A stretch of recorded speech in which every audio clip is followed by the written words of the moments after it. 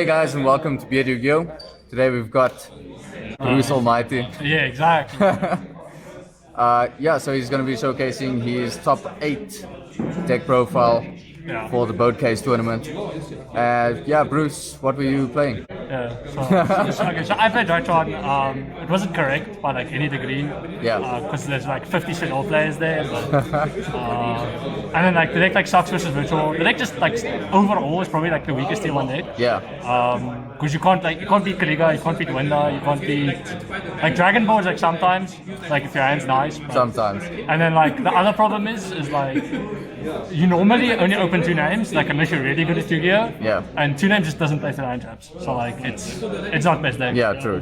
But yeah, we'll get into the scrub list. Alright, cool. So for the names, this is like cookie cutter, 3 alpha, 3 zeta, 2 delta, 2 gamma, 1 Fafnir, 3 nova, 3 emergency and 1 foolish. So it's 18. I don't want to count it, but because you need to open 2 to play normally, like you can open Diviner or Benton and still play, but those are like 4 cards in your deck. So, and it doesn't play through hand traps as well. Like 2 names plus Benton plays through hand trap like almost every time, at least 1, maybe 2, like depending on the other cards. So you need to open these, but like it's weird because like this is 18 names, but there were still like I think 3 games the tournament where I either opened only 1. Or like I opened like 3 Zeta or stuff like that. There's like hands where you're like we'll open too many tech cards and then just not open right. It's just like mathematically impossible, but it happens. So I mean those are the names. It's pretty standard, I think. You can like arguably cut this because it plays into draw, but I think like game 1 you need names. But I cite the card out like every time because you can't lose. So those are the names. Then for the Fairies, 3 orange, 3 diviner, Eva, and then moving on rituals is Benton, Iraten, Natasha, and Ultimateness. So 3 of this, like a lot of people are playing 2, but I think that's mostly because people are making special Dragoon. If you're not playing Dragoon, I think 3 is correct because like opening this card plus Fairy and like 2 Drytrons is FTK basically. Like you just win that game unless you have hard misplay. And obviously like Diviner and Benton are the 2 cards you can open with Drytrons to combo. But opening Drytron plus Diviner is like normally a weak combo because you like have to make Beatrice and send Eva during your opponent's turn. Like again, unless you open like rituals, but so normally the deck is like 4 negates because you just search this. So like obviously everyone said this, but like post ban list, it doesn't matter because you just search these and it's 4 negates in any case. But a lot of the time, like if you open like a weird hand like Diviner plus 1 name, you have to send Eva of Beatrice during your opponent's turn, and it's like such a feels bad because you're playing to drop it and stuff. Like even Imperm, like then beat your deck. But and then the rituals are like 4. The big guy, the Draconids, should be in this list, but I couldn't get one because I'm poor, smile. Don't ask how I afford these. But Draconids is like important because a lot of the time, like I was expecting to not combo as much. Like I got kind of lucky in the sense that I played against a lot of Rogue, but it's also like it's a South African tournament, not everyone plays well. But Draconids is like very important for certain hands where you like don't have Benten access or something. You can send a ritual for Mubada, and once you have like any ritual access, like your deck just your ceiling like increases significantly.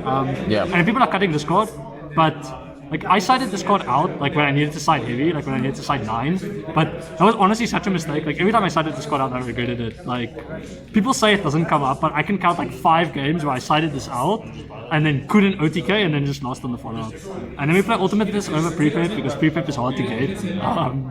Prepep is correct, I think. Like looping Benton the extra time is definitely nice. Especially like you'll see my side. So you'd prefer to play the Perfection over? Yeah, I think it's probably correct just because of pre-prep ceiling, not necessarily Perfection. I think like if pre-prep didn't exist, Ultimate is correct every time because like sure you can search Perfection off a prep, but Ultimate is negating summons can come up. It doesn't always. But it's just nice to have the option. Like, for instance, against Dino, if they go activate Lost World and you want to let that resolve for whatever reason, which is not correct, by the way, but if it like resolves or it's like stuck from last turn, being able to negate the Dino's like summon, like a Pank or something, is like infinitely better than just being able to negate the effect. But again, pre-prep, like searching in like matchups like Dino or whatever, where you want to search Lancia, getting that extra Benton search is insane. So you should probably play that if you have access to it. Okay. And then moving on, we have 3 prep. This card's insane.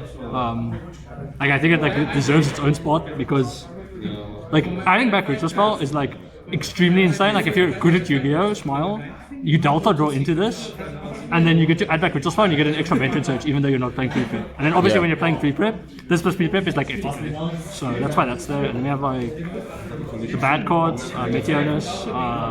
Squad sucks. You could play 2. It sucks, but it's the only thing you have. Yeah, it's like your only to actually make a board. The other nice thing about playing pre-prep is like Dawn, like even if you don't open it immediately, you can like search it off of Idaten in your combo, and then like obviously summon Perfection by using the Dawn, and then you get an extra negate because you have the Idaten in hand now. Yeah. So like that's another cool thing about that card. They call by because our draw sucks, Smile. And then the tech cards we decided to play, or I decided to play I guess, was 3 droplets and 3 tactics because you only have like 6 tech spots. This might have been pre-prep, but I would probably take up the talents for pre-prep to be honest, because this card at like this tournament was like kind of meh for me. Like if you play only meta, it's insane because you get hand trapped and you just tactics them and you win. But like if this card is dead, it sucks. But the card's still good enough to be in your main deck. And then droplet you need because going second against Sid, which is just Sid Old Dogma and Vogue. Virtual World, like you can't beat cards like Kaliga and Winner like I mentioned without drawing this card, which is why this deck sucks. Whereas like Drytron boards you can play through because most times it's only like a 4 negate board. This card like is your only way of beating your other combo deck. So this is like the worst tier 1 deck by far. So Drytron's basically just droplets or bust. Yeah, against other meta decks normally yes. Yeah. There's like tactics sometimes. Like sometimes if you bait Kaliga because you Gamma and then I have to negate because otherwise you just like beta crash and use them. Yeah. Then you can like take the Crystal Wing after I've negated and crash Kaliga and then maybe play. But that like also never happens because Chuchi is live and then they just pop the own Crystal Wing to keep Kaliga. Yeah. So like, yeah, this card's like not that good going second versus the decks that I was scared of, but I expected to play more Dragon because Dragon's best deck. I don't know why like so few people were on it. I think there was only 1 Dragon in the tournament. But this card versus Dragon is a lot better, so that's why that was there. Great. Now we're moving on to the extra. Yeah, extra. So this is like pretty standard, I think. Linkaribo, IP, Phoenix, Unicorn. These are like super standard, like everyone plays that. And then Apo, Sword, and Access. So what a lot of people are doing is cutting either Access or Sword for the bird, the Link 1 assembled, because it allows you to make Zeus. But like in the games I've played, now granted I don't test a lot, it's like never come up to make bird. You can almost always just make Mu Beta and get access to Zeus that way, or like you weren't going to be able to make Zeus either way. So, and then having this card is important I think for Adiknister. Like the Link 6 is like scary if they make it 6k. And this is like the only out in the game I think because Danmari protects everything else. But like you can make Ultimateness and Sword, and then obviously they can't negate it with Danmari. And then Apo, obviously, this card like FTK's Drytron, another reason why the deck is like not as good as other combo decks. Like in a vacuum, if you win dice rolls, this deck is insane, but that never happens. And then Access, I didn't make it a lot. I made Sword normally because Access like requires you to like have a board left because like the 27 is awkward. Like sometimes all you can make is like 3k plus like a 2k Drytron or something. So like getting that extra 700 is sometimes hard. But then again, if you're Natasha, like you just can always make either one. So it's up to you which one you make. My top 8 I scrubbed because I didn't declare Mu Beta, like scrub, and I couldn't make Access to clear his board, and I lost. But shout out to Yaska, he's good, he played it well. And then for the XCs, this is also standard, like 2 Mu Beta, Beatrice, down with Zeus. You have to play 2, never play 1. It gets negated, you gamma back a second one, and you laugh at them. Or like even like sometimes crashing the one and then main phase 2 gammaing to make a Zeus comes up, or like sometimes this gets impermed and like you just make a second one in combo in any case. Just weirdly enough, I don't make a lot. I prefer to just off of my Benten switches search like the card I was going to send in any case. Like your Alpha Zeta combo, you don't actually need to make this. Like you can. But like it does nothing else except put an extra monster on field, which like can play into like sphere mode and stuff, I guess. But I like having this card as like a follow-up play, or like especially if like one of your Drytrons could stop, you can like almost always make this card to just send what you're gonna get in any case. So this card is like, it has to be in your deck, but like I didn't make it. And then down at Zeus is insane. Like this card wins games. Like there's unwinnable games where like you make a move, beta, it gets impermed, going second, you're like, cool, attack down at Zeus, and you just won off that. Also, remember, this is a light machine, it's not a Drytron, so shout out to Yashka saying that you can add back Meteornus of this, you can't, because it's not a Drytron, but you can ritual summon with this because it's a light machine with 3k attack, so like you can make whatever for your follow-up, which is like extra insane, because you double Zeus them and on our follow-up, you just activate ritual spawn one. So yeah. And then the Synchros was double Arclight in this.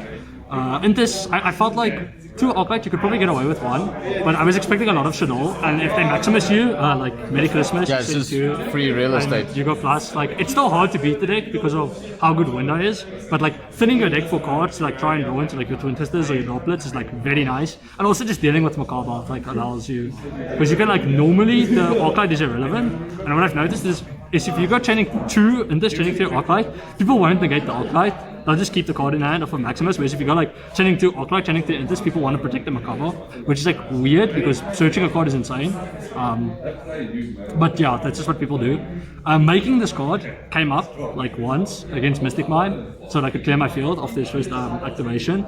And then like there's like other hands where you want to play around Droplet because the original reason why Droplet wasn't played, like back in like Dragon format, like 5 formats ago, was because they made this card, and then you can't drop it from hand, or you can't drop it from hand because it gets managed. So like it comes up to like make this card, and it's the same as like just having 2 Fairies in hand, because it's a negate and it searches your ritual, which is another negate. So like when you can make this, like I don't blind Diviner, just send this card. I sometimes like, you can send Eva and then make it with 1 Drytron, or you can, if you like have an extra gamma, often making IP or like Appaloosa is win more, and I think making this card is just better for the flood effect to protect you. And like the flood effect, like against Dino, they can't miss. Like there's like so many interactions, and I think the flood is good. So I played 2. You could probably play 1 though. And then from my side, this is like an okay side, I think. 3 Lancia. This is like mainly for Troy and Virtual, which I expected a decent amount of.